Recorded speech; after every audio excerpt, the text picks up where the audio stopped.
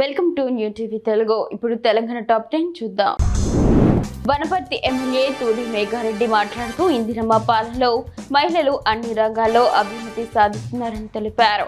శ్రీరంగపురం మండలంలో ఇందిరమ్మ చీరలో వడ్డీ లేని రుణాల పంపిణీ కార్యక్రమంలో జిల్లా కలెక్టర్ ఆదర్శ్ సురభితో కలిసి పాల్గొన్న ఆయన మహిళలను ఆర్థికంగా బలోపేతం చేయడం ద్వారా కుటుంబాలు గ్రామాల అభివృద్ధికి ప్రభుత్వం ప్రాధాన్యత ఇస్తుందని పేర్కొన్నారు.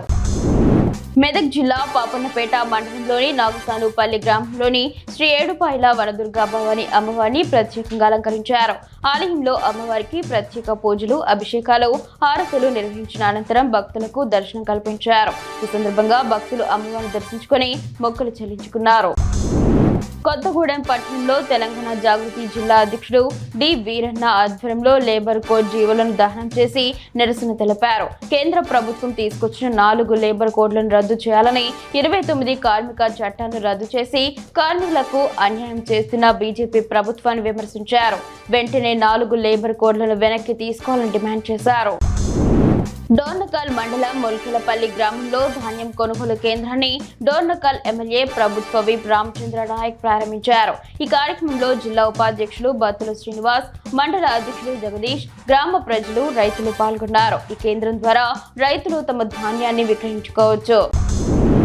ఎల్లారెడ్డిలోని శ్రీ శ్రీ శ్రీ ధర్మశాస్త్ర అయ్యప్ప స్వామి ఆలయంలోని సుబ్రహ్మణ్య స్వామి గుడిలో సుబ్రహ్మణ్య షష్ఠి సందర్భంగా వ్యాపారి సుగనకర్ పూజలు నిర్వహించారు. వివిధ ప్రాంతాల నుండి వచ్చిన బ్రాహ్మణోత్తములు స్థానిక అయ్యప్ప స్వామి ఆలయ పూజారి శ్రీనివాసరావుతో కలిసి పూజను ప్రారంభించారు. పూజలో భాగంగా స్వామికి కళ్యాణ మహోత్సవం భారీ స్థాయిలో పాలాభిషేకం నిర్వహించనున్నారు.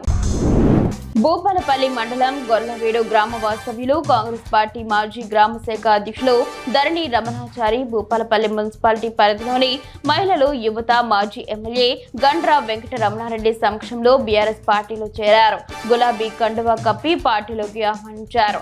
రేవంత్ రెడ్డి అబద్ధాల పునాదులపై ఏర్పడిన కాంగ్రెస్ ప్రభుత్వంలో అన్ని వర్గాల ప్రజలకు జరుగుతున్న అన్యాయంపై పోరాటం కోసం చేరనున్నారు.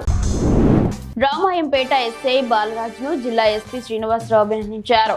ఇటీవల రామాయంపేటలోని ప్రగతి ధర్మారం రైస్ మిల్లులో జరిగిన చోరీ కేసును వేగంగా విచారించి ఉత్తరప్రదేశ్ కు చెందిన 6 నిందితులను అరెస్టు చేయడం, దొంగిలించిన వస్తువులను స్వాధీనం చేసుకోవడం వంటి అంశాలపై ఎస్పీ ప్రశంసించారు. ఈ కేసు దర్యాప్తును వేగంగా పూర్తి చేసినందుకు బాలరాజును అభినందించారు.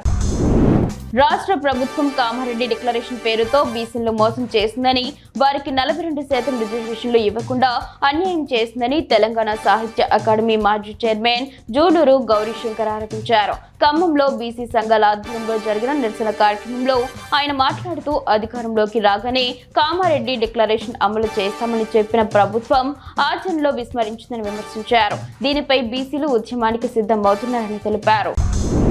భద్రాచల రామయ్య ఆలయ సన్నిధిలో లక్ష్మీ నరసింహదాసు 235వ జయంతి మహోత్సవాలు ఘనంగా జరిగాయి. ఈ సందర్భంగా నరసింహదాసు చిత్రపటంతో రామనామాలు, కోలాటంతో కూడిన గిరి ప్రదక్షిణ కార్యక్రమం సందడిగా జరిగింది.